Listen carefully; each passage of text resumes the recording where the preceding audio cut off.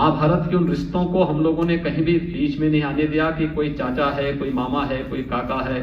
यही तो होता था 17 के पहले, कहीं चाचा, कहीं भतीजा, कहीं मामा, कहीं नाना, कहीं और भी तमाम रिश्ते आ जाते थे। और महाभारत के रिश्ते जब भी किसी भी चयन की प्रक्रिया में आएंगे तो वहां महाभारत होगा ही होगा। महाभारत के उन रिश्तों को हम लोगों ने कहीं भी बीच में नहीं आने दिया कि कोई चाचा है, कोई मामा है, कोई काका है, कोई भतीजा है, कोई किसी कोने में, कोई किसी जनपद में, किसी कमिश्नरी में वसूली करने के लिए निकल पड़ता था, भर्ती जैसे निकलती थी। यही तो होता था 17 के पहले, कहीं चाचा, कहीं भतीजा, कहीं मामा, कहीं नाना, कहीं और भी तमाम रिश्ते आ जाते थे। और महाभारत के रिश्ते जब भी किसी भी चयन की प्रक्रिया में आएंगे तो वहां महाभारत होगा ही होगा। और इसलिए महाभारत से बचाने के लिए हम लोगों ने पूरी प्रक्रिया को पूरी ईमानदारी के साथ संपन्न किया। अनुमान कर सकते हैं जब एक बड़ी फौज ऐसी खड़ी हो जो शासन के हर कार्य में बाधा पैदा कर रही हो, न्यायालय में जाकर के स्टे ला करके हर एक कार्यक्रम को बाधित कर रही हो, उन स्थितियों में लगभग 1.5 लाख पुलिस भर्ती की प्रक्रिया को कुशलतापूर्वक संपन्न करना और किसी भी भर्ती की प्रक्रिया में किसी भी प्रकार की कोई भी भ्रष्टाचार का या भाई भतीजेवाद का या किसी भी प्रकार की अन्य कोई शिकायत न होना, यह नई सरकार की नई कार्य पद्धति के साथ एक नए उत्तर प्रदेश के इस मानचित्र को प्रस्तुत करता है जो आज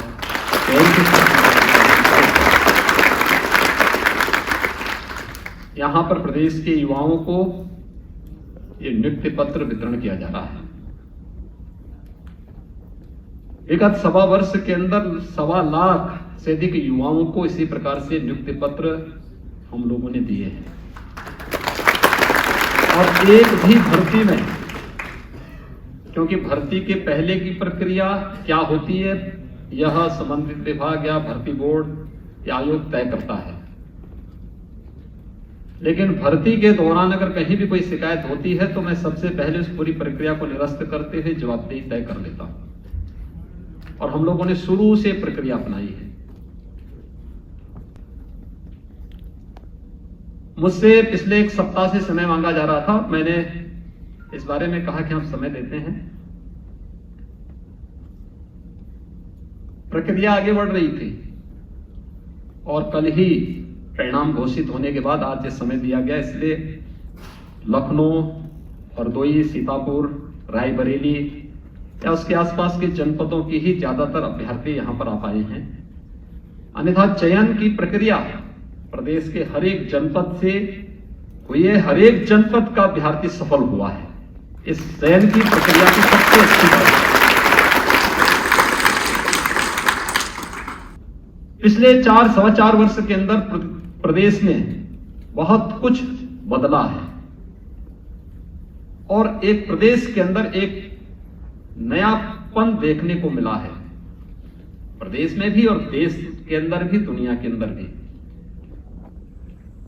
2017 के पहले उत्तर प्रदेश के बारे में, एक ऐसे प्रदेश के बारे में कहा जाता था जहां पग पग पर भ्रष्टाचार, अराजकता और गुंडागिर्दी है। 2017 के बाद ये बदलता हुआ दिखाई दिया। ये टीम वर्क है। पुलिस के महानिदेशक स्तर से लेकर के एक आरक्षी तक, शासन प्रशासन में बैठे हुए हर एक स्तर पर हर एक व्यक्ति का एक सामूहिक प्रयास रहा, जिसके कारण प्रदेश के इस परसेप्शन को बदलने में हमें सफलता प्राप्त हुई। हमने 4.25 लाख के आसपास सरकारी नौकरी दी, लेकिन इससे कई गुना निजी क्षेत्र में भी हम लोगों ने लोगों को रोजगार की सुविधा प्राप्त की। 1.5 करोड़ से अधिक युवाओं को जो प्रदेश के अंदर निजी निवेश हुआ उसमें रोजगार प्राप्त हुआ, उसके माध्यम से उन्हें स्वावलंबन की ओर अग्रसर होने का अवसर प्राप्त हुआ। ये निजी निवेश पहले प्रदेश में नहीं हो पाता था, लोग भयभीत रहते थे। यहां पर जो पहले से निवेश था वही यहां से भाग रहे थे। मुझे याद है जब हमें प्रदेश के अंदर अपना इन्वेस्टर समिट करना था तो मैंने अपनी टीम को बुलाया। मैंने कहा भी प्रदेश के अंदर कोई इन्वेस्टर समिट होना चाहिए, लोग निवेश के लिए आए। हमने पॉलिसी अपनी तब तक बनानी प्रारंभ कर दी थी, तो उनको भी विश्वास नहीं था। कहते थे यूपी में कौन आएगा निवेश करने के लिए। मैंने कहा प्रयास करिए। एक वर्ष के बाद तैयारी करने में 1 वर्ष का समय लगा। इस दौरान उत्तर प्रदेश के अंदर बहुत कुछ बदलाव आता हुआ दिखाई दे रहा था।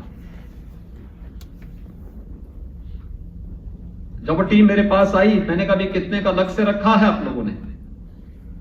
मार्च 2017 में सरकार बनी थी। अक्टूबर नवंबर की मेरे साथ बैठक थी। उन्होंने कहा 6 महीने में क्या हो सकता है, 20,000 करोड़ रुपए का निवेश करवा देंगे। मैंने कहा नहीं, उत्तर प्रदेश की आबादी 22 से 23 करोड़ की है, हमें इसको ध्यान में रखकर के निवेश की बात करनी चाहिए। उन्होंने कहा यूपी में कोई आएगा नहीं। मैंने कहा एक बार आप प्रदेश से बाहर भी निकलिए, देखिए, आप जाइए, लोगों से संवाद करिए, संपर्क करिए। फिर लोग गए, 1-2 जगह बहुत अच्छा रिस्पांस नहीं मिला।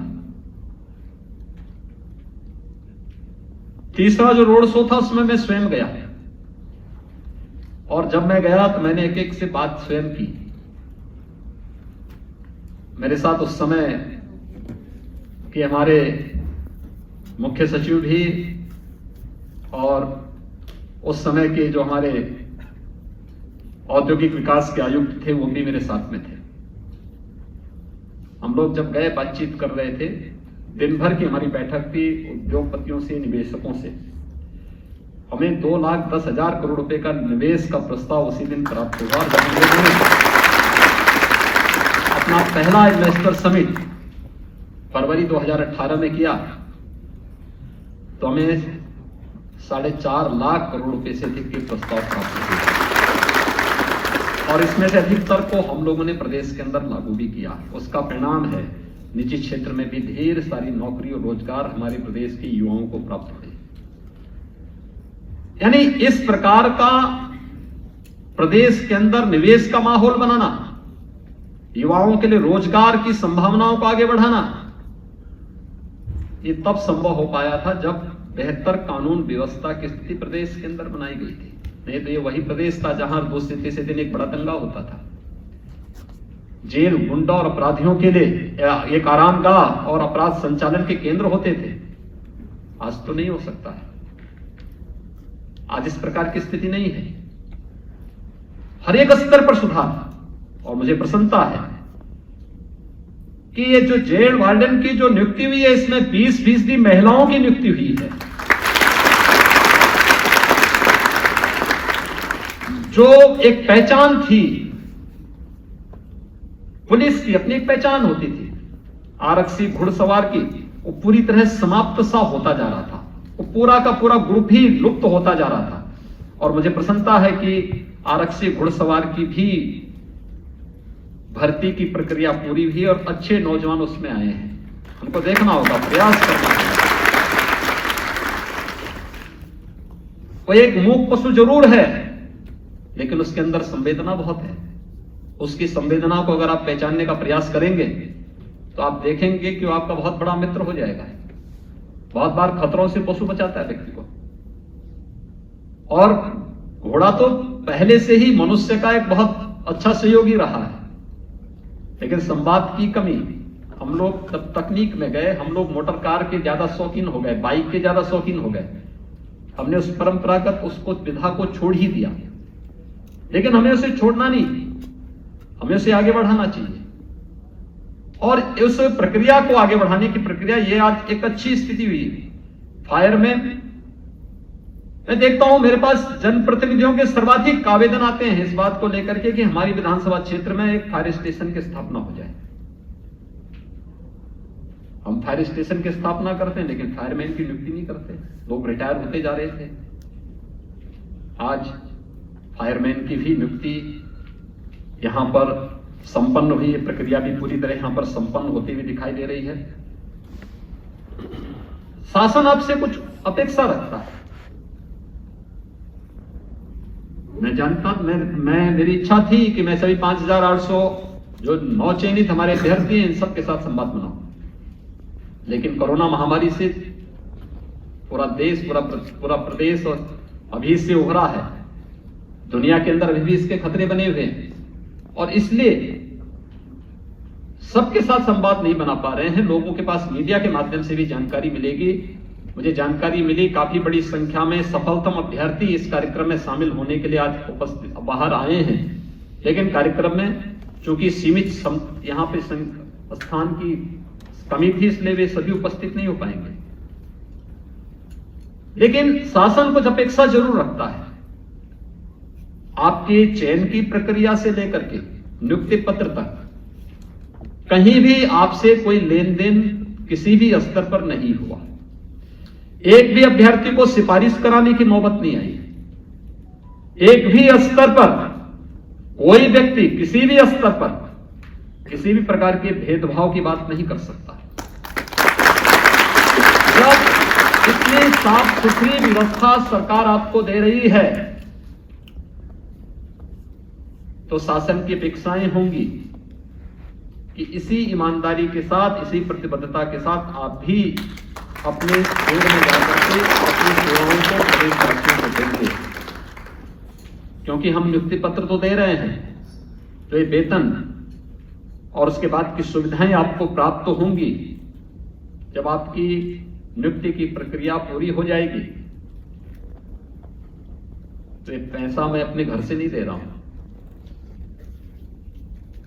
ये पैसा प्रदेश सरकार का, प्रदेश की जनता का पैसा है और प्रदेश की जनता से जो हमें टैक्स मिलता है, जो सहयोग मिलता है, उससे विकास भी होता है, व्यवस्था का संचालन भी होता है।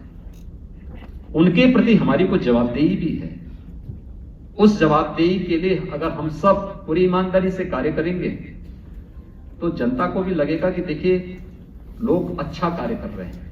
हर एक स्तर पर कार्य करने की बहुत अच्छी गुंजाइश होती है और मुझे लगता है उसको और अच्छा करने की दिशा में हमें प्रयास करना चाहिए।